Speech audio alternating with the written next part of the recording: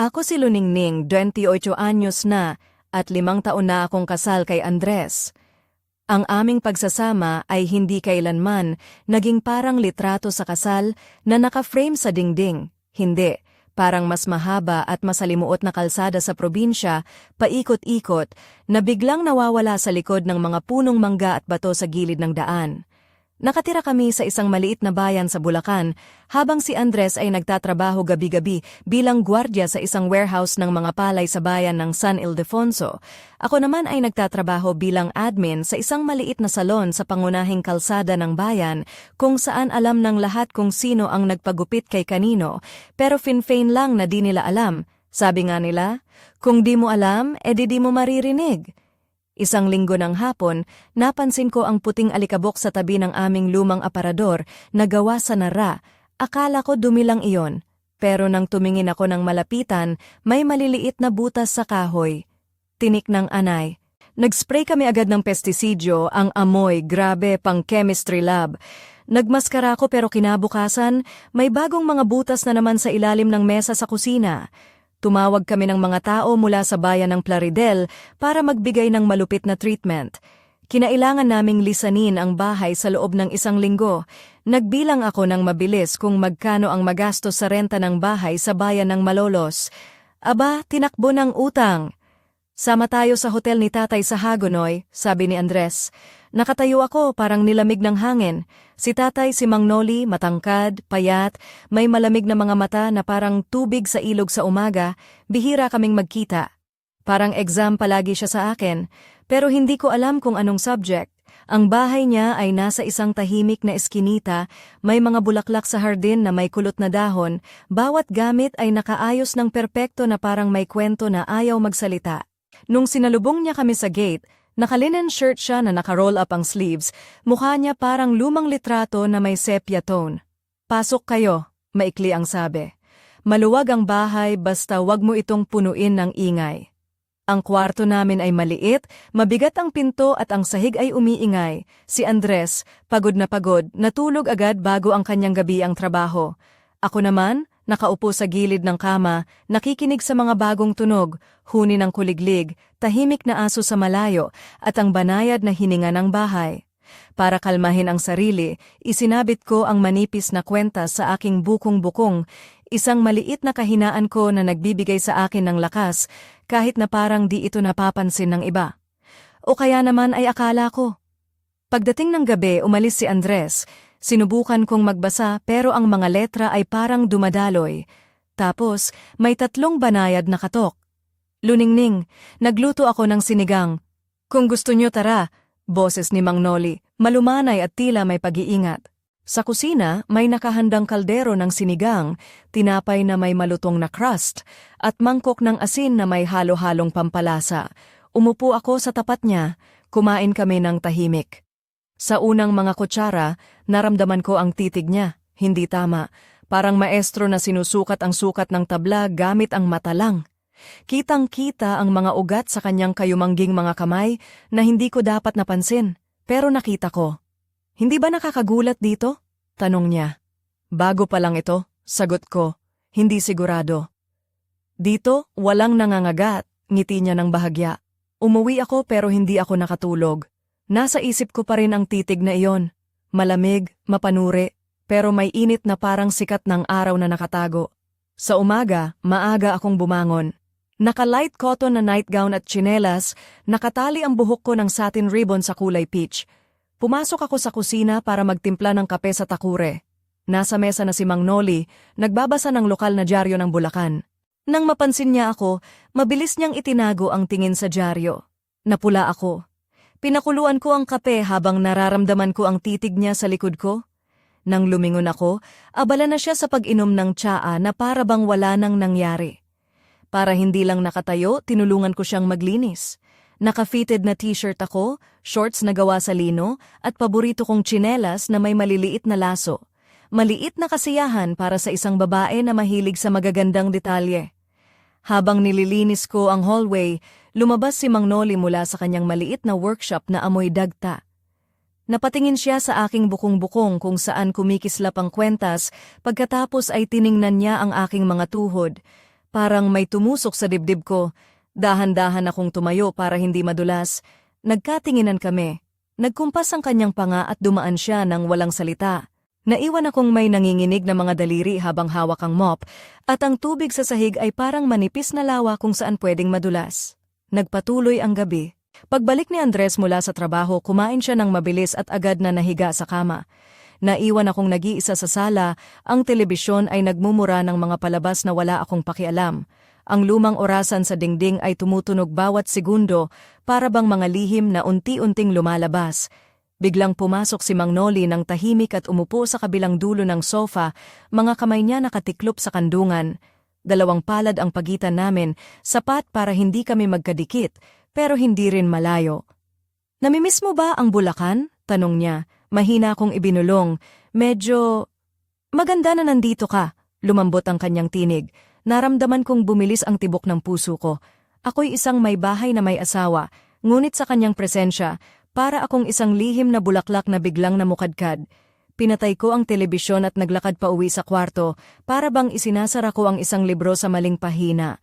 Sa gabi, nanaginip ako ng mga mainit at malalakas na mga kamay na niyayakap ako sa likod ng manipis na tela, mga bulong na halos marinig lang. Nagising ako na parang nasusunog, tuyot ang lalamunan. Ang orasan ay nagpapakita ng 2:40 ng madaling araw. Ang buwan ay sumilip sa likod ng kurtina. Biglang may mga yabag sa pasilyo. Ang kahoy ng sahig ay sumabog ng dahan-dahan. May anino sa harap ng pintuan namin na tumigil at nanatili. Nagtagal. Tapos, unti-unting lumayo ang mga yapak. Pinikit ko ang katawan ko kay Andres. Tulog na tulog siya, ngunit alam kong nandyan si Mang Noli. Kinabukasan, sinubukan kong kumbinsihin ang sarili na nag-iisip lang ako. Lumana ang bahay, kahoy ang sahig. Pero hindi nawala ang alaala ng anino sa pintuan. Upang abutin ang isip ko, inalay ko ang sarili ko sa pag-aayos ng aming imbakan sa ilalim ng hagdan. Inabot ako ni Mang Noli ng isang kalawangin na susi. "Mag-iingat ka," sabi niya, may kakaibang ngiti. "Matutuyo naman ang mga hagdan, pero may mga senyales," dagdag niya. Pumasok ako sa madilim na imbakan na amoy balat ng mansanas at lavanda. Sa gitna ng mga kahon, may isang kahon na may ukit. Binuksan ko ito at nakita ang isang lumang pulseras na gawa sa pilak, may maliliit na rosas at berdeng bato. Kasama nito ay isang itim na panyo na may mga inukit na inisyal na parang sa isang lalaki. Kinagat ko ang labi at ibinalik ang mga ito sa kahon. Hindi ako tipong manghimasok sa mga sagradong bagay ng iba. "Kamusta?" May nakarinig sa likod ko. Hindi ko napansin na nandyan na siya. "Parang museo ito ng mga tahimik na bagay," sagot ko. Tumango siya, ang mga mata niya lumalim na parabang nagbabalik tanaw. Iniabot niya sa akin ang pulseras. "Para sa asawa ko to," mahina niyang sabi. "Bagay sa'yo." "Hindi pwede," bulong ko. "Walang hindi pwede, pero minsan may tamang panahon," sagot niya. Isinuot niya ito sa aking pulso. Malamig, mabigat, parang pangako. Hindi ko ito pinanatili.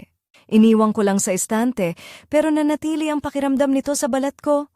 Yumuko ang araw, ang init ay bumaba at sumilong ako sa liwanag ng langit. Naka-light blue na damit na may manipis na strap at suot ko ang aking paboritong tsinelas. Binuksan ko ang bintana, amoy sariwang damo at matatamis na bulaklak mula sa malapit na taniman ng sampagita. Lumabas ako na may bitbit na basket ng mga labahin nang biglang nag-ipek ang gate. Pumasok si Mang Noli, nakaroll up ang sleeves niya. "Ang init, para kang nasa banyo dito," ngiti niya. Tinapik ko ang aking damit na bahagyang sumunod sa katawan ko dahil sa mainit na hangin. Lumapit siya at naamoy ko ang amoy niya, hindi pa bango, kundi amoy sabon at kahoy. Tiningnan niya ang aking clavicle sa pagitan ng mga strap ng damit na halos hindi na kayang suportahan ng tela. Pinisil ko ng mahigpit ang palad ko. Hindi ako umatras. "Saka nangangalaga ang mga tanim," sabi niya parang nagtutuwid sa sarili. "Pero may mga sanga na may alaala." Hindi ko natapos ang sinabi bago ko napansin na nanatili ang tingin niya sa aking mga labi. Isang sandali na tila ba kaya niyang baguhin ang lahat ng direksyon. Pagbalik ni Andres, kumain siya ng mabilis at umakyat sa kwarto. Ako naman ay nag-ayos ng chest sa sala para mailihis ang isip ko. Ngunit dumating si Mang Noli at umupo sa tabi ko ng walang salita. Nagpalitan kami ng mga pyesa, parang mga salita. Siya ang nagmamaniobra ng mga obispo ng may determinasyon, ako naman ay nagkakalat ng mga pon na parang mga pangarap. Napansin ko ang isang maliit na liwanag na tumigil sa mga mata niya. Hindi natin dapat ginagawa ito, bulong ko, hindi tumitingin sa kanya. Sang-ayon ako, sagot niya. Tumayo siya para kumuha ng tubig. Nang dumaan siya sa tabi ko, bahagya niyang hinawakan ang aking pulso, isang mabilis na pagdampi, parang pag-check kung maayos pa ba ang mga himig ng alon. Nang umalis siya, nanatili ang tunog ng balat ko. Huminga ako ng malalim. Bago ako pumasok, inusisa ko ang telepono ni Andres, hindi para maghanap, kundi para ayusin ang alarm clock. Sa screen, may nag-blink na chat mula kay Miro. Miss nakita, kailan tayo ulit magkikita? Biglang bumilis ang kamay ko para isara ito, parang nilalagay ang kamay sa apoy at kinukuha agad. Sa kusina nagbubuhos si Mang Noli ng tsaa. Okay ka lang ba? Tanong niya. Hindi ako makatulog. Nagsinungaling ako. Hindi na siya nagtanong pa, hinalo lang niya ang tasa at inilapit sa akin. Maliit na kilos, pero mabigat na parang bato sa dibdib. Muling dumating ang gabi na may mga yabag sa pasilyo, anino sa pintuan. Ngayong gabi, tumayo ako. Lumapit ako ng tahimik. Ang anino ay nanatili, pagkatapos ay lumayo. Hindi ko binuksan ang pinto. Nakatayo ako, kamay ko sa hawakan, mabilis ang hininga. Sa dilim, kumikislap ang pulseras na may mga rosas sa estante, parang kuko ng buwan. Hanggang dito muna. Kinabukasan, pinilit kong huwag mag-isip ng masyado. Nakaputing linen na blouse at palda na hanggang tuhod ang suot ko, nakakwentas pa rin sa bukong-bukong, ang maliit na bagay na nagbigay sa akin ng tapang. Nilabas ko ang mga upuan sa lilim ng punong mangga sa harap ng bahay, hinugasan ang mga kamatis para sa ensalada at pinira-piraso ang keso. Habang nagwawaldas ako sa harap, dumaan si Mang Noli. Kumuha siya ng hiwa ng pipino, ngumunguya ng tahimik. Ang tingin niya ay kalmado, ngunit may lihim na apoy, yung uri ng apoy na itinatago ng mga lalaki sa likod ng matapang na balikat. Bukasan pupunta ako sa lumberyard sa bayan ng Giginto, sabi niya. Kung walang ginagawa, samahan niyo ako. Maaga pa, malamig pa, sagot ko parang nagbibiro. Sige, bahala kayo, ngiti niya. Pagdating ng gabi, bumagsak ang dilim parang malambot na tela ng pulang tela. Ang hangin ay may halimuyak ng dayami. Ang aking damit na gawa sa malambot na tela ay nakatuyo na sa lubid, malinis at presko. Iniuwi ko ito, nilapitan ng hangin ang aking mga pulso. Sa mesa sa sala, iniwan ni Mang Noli ang itim na panyo na may mga inisyal. Hindi niya ito kinuha pabalik. Hindi ko ito hinalikan, tiningnan ko lang. Para itong isang lihim na ipinagkatiwala sa akin na hindi ko maipaliwanag. Pagsapit ng hating gabi, tahimik ang bahay. Sa labas, malayo ang tunog ng tren na parang dumadaan sa malalayong kabundukan ng Sierra Madre. Sa kwarto, nagblink ang telepono ni Andres. Hindi pwede bukas, mensahe mula kay Miro. Naramdaman kong may tumabon sa puso ko, hindi parang kandado, kundi parang susi na biglang bumukas. Lumabas ako sa balkonahe, may manipis na shawl na nakasandal sa balikat. Nakita ko si Mang Noli nakaupo sa bangko sa ilalim ng puno, may hawak na libro na hindi niya binabasa. Hindi ka pa natutulog? Tanong ko. Minsan, ayaw matulog ng mga gabi, sagot niya. Pumunta ako rito dahil wala na akong ibang mapuntahan, bulong ko. Inabot niya ang kamay at dahan-dahang hinaplos ang mukha ko. Ang halik niya ay banayad, parang hangin na may pangakong hindi matutupad. Wala nang higit pa, isang init at katahimikan na nagsalita ng lahat. Pag-uwi ko sa bahay, tulog pa si Andres. Hindi ko siya ginising, humiga lang ako sa tabi niya at pinikit ang mga mata. Ngunit ang amoy ng kahoy at sabon ay nanatili sa buhok ko. Alam kong hindi na ito magiging katulad ng dati. Kinabukasan, mabigat at walang hangin ang paligid. Parang ang bahay mismo ay nahihirapang huminga. Si Andres ay umalis na para sa kanyang shift. Iniwan niya ang isang sulat, babalik ako ng gabi. Wala. Ngunit ang amoy ng ibang pabango ay nasa kanyang damit. Matagal akong nakatayo sa bintana. May hawak na tasa ng tsaa na may halong lemongrass. Pinanood ko ang hangin na humahaplos sa mga dahon ng punong mangga. Ang mga patak ng hamog ay kumikislap na parang maliliit na luha. Sa puso ko, tahimik, basa at masakit din. Nakaputing linen na damit na may sinturon sa tiyan at suot ang kahoy na hikaw na regalo ng aking ina. Nang lumabas ako papunta sa palengke, nakita ko si Mang Noli na nakatayo sa gate. Sasamahan kita, sabi niya. Hindi na kailangan, iisa lang naman ang daan, ngiti ko. Ang daan papunta sa palengke ay dumadaan sa tabing ilog. Mabagal ang agos ng tubig, malabo dahil sa ulan, at may amoy ng basang putik. Tahimik kami, alam kong wala nang silbi ang mga salita. Sa palengke, mga matandang babae ang nagbebenta ng pulot, tuyong halamang gamot, at mga apple strudel. Isa sa kanila ay agad nakilala si Mang Noli. Master Noli, matagal ka nang nawala. Kumusta ang anak mo? Maayos naman, sagot niya, tiningnan ako nang hindi binabanggit ang pangalan ko. Ngumiti siya, para bang may naunawaan siya na hindi pa namin nasabi ni Mang Noli. Pag-uwi, umulan ng malambing. Binuksan niya ang payong at hinila ako sa ilalim nito. Ang tela ng damit ko ay dumikit sa balat ko, malamig at basang-basa. Hindi siya tumingin ng diretso sa akin, ngunit ramdam ko ang tensyon sa pagitan namin. Parang static electricity na hindi nakikita pero nararamdaman. Inabot niya ang kamay at hinawakan ang balikat ko, para bang papasukin ako sa ilalim ng payong, ngunit ang mga daliri niya ay tumigil ng mas matagal kaysa sa dapat. Magkakasakit ka, birong sabi niya. Hindi naman, bulong ko. Pagdating namin sa bahay, naging maulan ang ulap at ang hangin ay naglalaro sa gate. Nagkatawanan kami sa hangin na sumalubong sa amin, parang dalawang bata na hindi alam kung gaano sila kasalanan sa pagiging masaya. Sa gabi nakaupo kami sa balkonahe. Ipinakita niya sa akin ang isang maliit na ukit na puso na gawa sa kahoy ng mansanas na hati-hati at muling pinagsama gamit ang manipis na pako. Kung ilagay mo ito sa ulan, masisira. Pero kung aalagaan mo, tatagal ng dekada, sabi niya. May mga bagay na ayaw pangalagaan, sagot ko. Gusto lang nilang mabasag, sagot niya. Lumapit siya, dahan-dahan hinawakan ang mga balikat ko para bang may hawak siyang isang bagay na marupok. Hindi katulad niya, bulong niya. Hindi ako, sagot ko, pero natatakot din ako. Tinatakot mo ba ang simula? Tanong niya. Hinawakan niya ang leeg ko ng bahagya, parang inaagaw ang hininga ko. Pagkatapos, napuno ng hininga at init ang pagitan namin. Pumasok ako muna sa loob. Amoy ulan ang kwarto. Muling nagblink ang telepono ni Andres. Ang gabing ito ay maganda, nakasulat. Naramdaman ko pa rin ang pangalang Miro. Hindi ko tinanggal ang mensahe. Iniwan ko ito bilang patunay ng lahat ng wala ng saysay. Hanggang dito muna. Pagdating ng susunod na araw, bumalik si Andres. Amoy ibang tao ang kanyang pabango, pero ngumiti siya na parang walang nangyari. Hindi ka pa rin nakakatulog, sabi niya. Hindi, tigilan mo na ang pag-aalala, sagot ko. Ngunit sa loob ko, may rumagasa na bagyong di maipaliwanag. Nagsimulang mag-empake ng aking mga gamit sa gabi.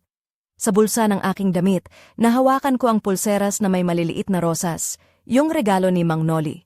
Tiningnan ko ito ng matagal, pagkatapos ay iniwan ko sa ibabaw ng mesa, katabi ng telepono ni Andres.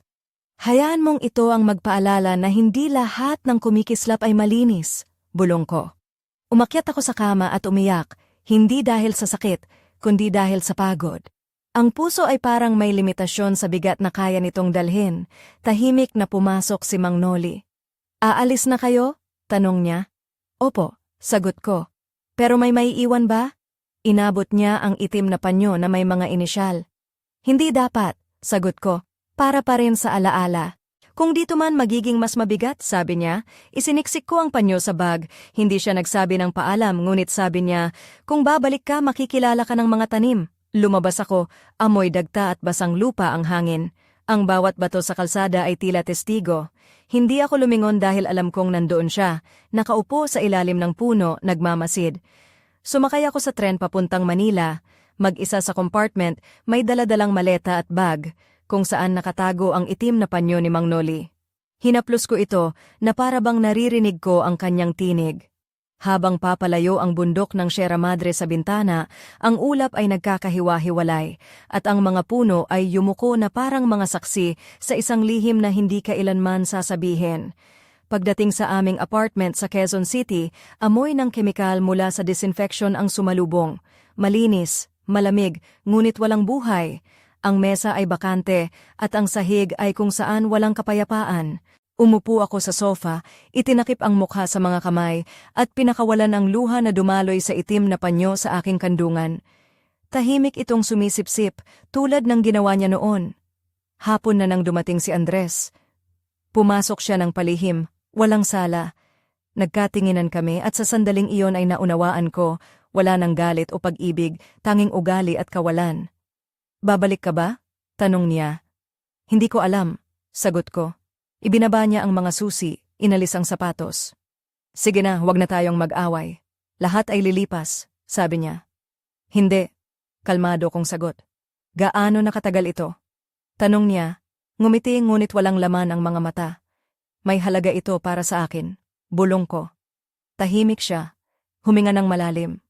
Bukas na ako aalis, iiwan ko ang apartment sa'yo. Mahal mo ito higit pa sa akin, sabi niya. Hindi ako sumagot, tumangulang. Gabi na nang mag-empake ako. Sa bulsa ng aking robe, naramdaman ko ulit ang pulseras na may mga rosas. Nakalimutan ko na pala ito. Kinuha ko ito, tiningnan ng matagal, at iniwan sa mesa, katabi ng telepono ni Andres. Hayaan mong ito ang paalala na hindi lahat ng pagtataksil ay agad na nakikita, bulong ko. Hanggang dito muna.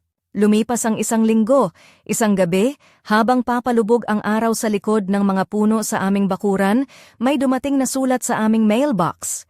Maliit, walang pangalan ng nagsulat, tanging isang sulat kamay na address lang, ang aming bayan. Binuksan ko ito nang may panginginig ng kamay.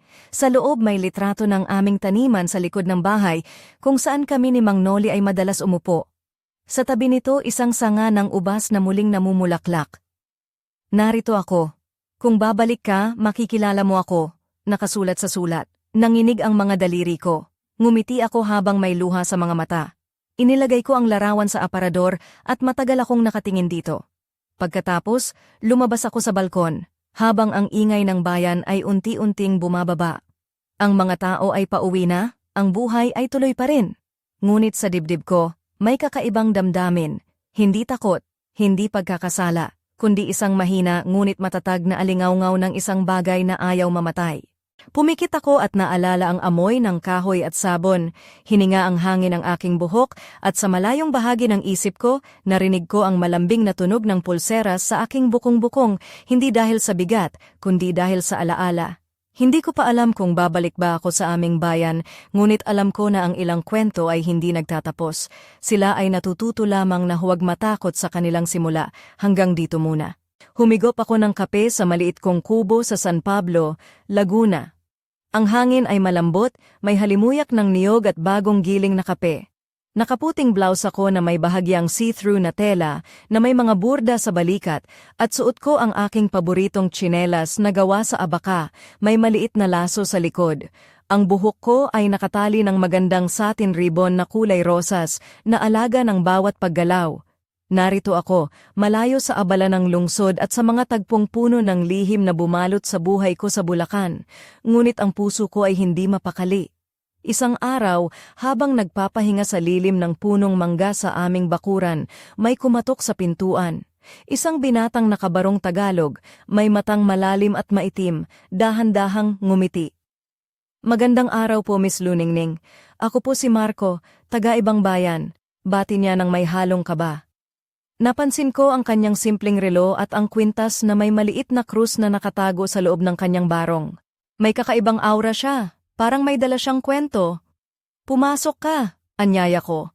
Habang nag-uusap kami, napansin kong ang kanyang mga kamay ay malinis pero may gasgas na parang mula sa pagtatrabaho sa bukid.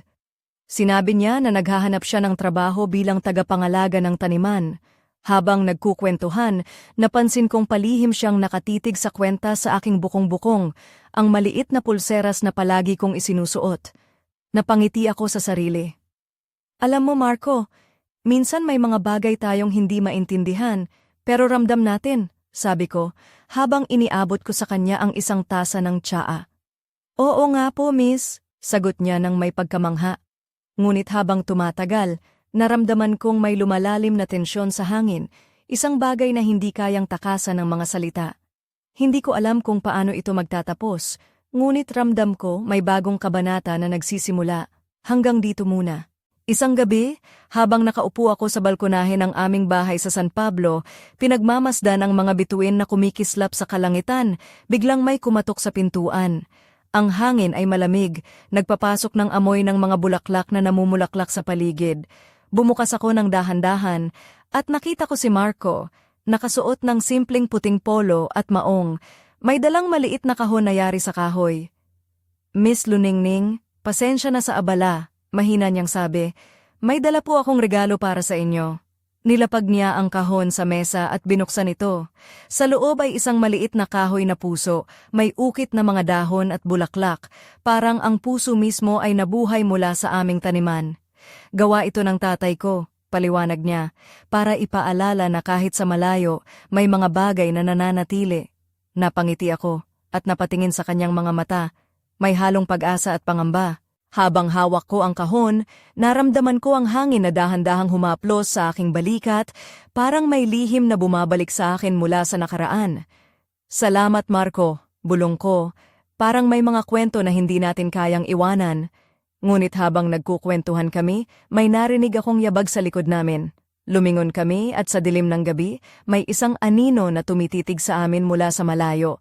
Hindi ko matiyak kung ito ba ay tao o alaala lamang ng nakaraan na muling bumabalik upang gisingin ang mga lihim. Ang puso ko ay kumabog ng mabilis habang ang gabi ay naging mas malamig at mas madilim. Hanggang dito muna. Kinabukasan, ang araw ay sumilip sa mga dahon ng niyog habang ako ay naglalakad patungo sa palengke ng bayan. Nakaputing barot saya ako na may mga burdang manika sa mga manggas at suot ko ang paborito kong tsinelas na may maliliit na bulaklak na nakatali sa likod. Ang buhok ko ay maluwag na bumabagsak sa balikat, may satin ribbon pa ring nakatali sa dulo. Habang naglalakad, naaalala ko ang aninong nakita namin ni Marco kagabi. Hindi ko maalis sa isip ang malamig na titig na yon, na para bang may lihim na naghihintay na madiskubre. Sa palengke nakasalubong ko ang matandang si Aling Nena na may mga matang puno ng kwento at ngiti na parang nakakaalam ng lahat ng nangyayari sa bayan. Luningning, anak, may mga bagay na hindi mo dapat labis na alamin, sabi niya habang inaabot ang isang basket ng mangga. Ano po iyon, Aling Nena? Tanong ko habang pinagmamasdan ng mga mangga. Ang nakaraan, minsan ay parang mga anino sa gabi. Dumarating ng walang babala at hindi mo alam kung kailangan mo bang takasan o yakapin, sagot niya, ngumingiti. Napangiti rin ako, pero ramdam ko na may lalim pa ang ibig niyang sabihin. Pag-uwi ko, nakita ko si Marco na naghahanda ng hapunan sa kusina. Ang amoy ng sinigang ay pumuno sa buong bahay. Luningning, tawag niya, may nais akong ikwento sa'yo tungkol sa pamilya ko, mga lihim na matagal nang itinago. Naramdaman ko ang bigat ng mga salitang iyon at ang pag-asa na sana sa pagtatapat na iyon makahanap kami ng liwanag sa gitna ng dilim. Ngunit sa likod ng aking isipan, isang tanong ang bumabalot, handa na ba talaga akong harapin ang lahat ng ito? Hanggang dito muna. Habang kumukulo ang sinigang sa kalan, naupo ako sa tabi ni Marco sa maliit na kusina namin. Nakatingin siya sa akin, ang mga mata niya ay puno ng lungkot at mga alaala. Nagsimula siyang magsalita, nagkukuwento tungkol sa kanilang pamilya sa probinsya ng Laguna, mga lihim na matagal nang tinatago, mga sugat na hindi pa tuluyang gumagaling. Alam mo, Luningning, may mga bagay sa buhay na kahit gaano mo subukang itago, lalabas din sa tamang panahon, sabi niya, habang hawak ang mga kamay ko na medyo nanginginig. Naramdaman ko ang bigat ng kanyang mga salita at ang init ng kanyang palad na nagbigay ng kakaibang aliw. Ngunit sa kabila ng lahat, may takot pa rin na pumipigil sa akin. Takot na baka muling masaktan. Takot na baka ang nakaraan ay bumalik na may mas matinding bagyong dala. Biglang tumunog ang cellphone ko. Ang screen ay nagpapakita ng pangalan ni Andres. Hindi ko na kaya ito, bulong ko habang tinitingnan ang telepono. Kailangan ko ng sagot at kailangan ko ng katapangan. Tumingin ako kay Marco at sa mga mata niya, nakita ko ang suporta na matagal ko nang hinahanap. Ano man ang mangyari, nandito ako, sabi niya. Habang nakatingin kami sa isa't isa, naramdaman ko ang pag-usbong ng bagong pag-asa, ngunit alam kong ang daan ay puno pa rin ng mga pagsubok. Hanggang dito muna. Isang gabi, habang tahimik ang buong bahay, nakaupo ako sa balkonahe ng aming kubo sa San Pablo. Hawak ang pulseras na may maliliit na rosas na iniwan ni Mang Noli.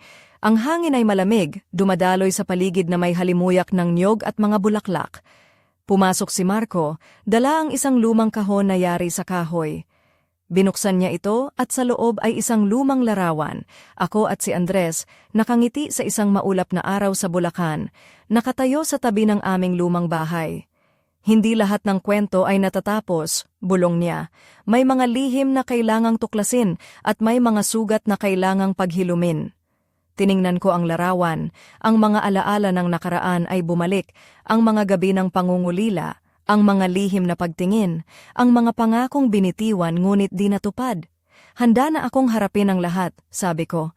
Habang inilalagay ang pulsera sa aking pulso, ang malamig na bakal ay nagbigay ng lakas. Ngunit sa likod ng mga mata ni Marco, may isang lihim pa ring nakatago. Isang anino ng nakaraan na posibleng magbago ng lahat ng alam ko. Habang ang buwan ay sumilip sa kalangitan, naramdaman ko ang isang malamig na hangin na dumaan sa amin, parang paalala na ang kwento ay hindi pa tapos. At sa pag-iisip na iyon, hinanda ko ang sarili ko para sa isang bagong yugto ng buhay, isang laban na puno ng pag-asa, takot at lihim. Hanggang dito muna.